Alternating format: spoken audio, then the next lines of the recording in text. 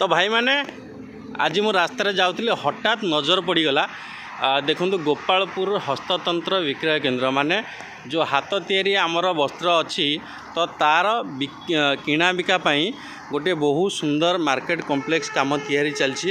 एटा बर्तमान गोपालपुर जाजपुर सेक्टर 1 रे काम बहुत स्पीड चलती कारण 22 तारीख रे ओपनिंग हम। तो मो बैक साइड रे जो देखुं घर ये घरटा कैफे हम आ 22 तारीख दिन ओपनिंग है पर एठी कौन कौन जिनस बिक्री हम ता उपरे फुल वीडियो गोटे नहीं निश्चित आसबि। तो ये वीडियोटी आपण मानकु केमिति लागला कमेंट निहाती करेंगे।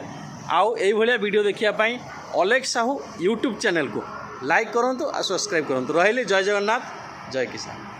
आउ ये जो प्रोजेक्ट आपण मैंने देखुं जो बरी विधायक अच्छा सुनंद दास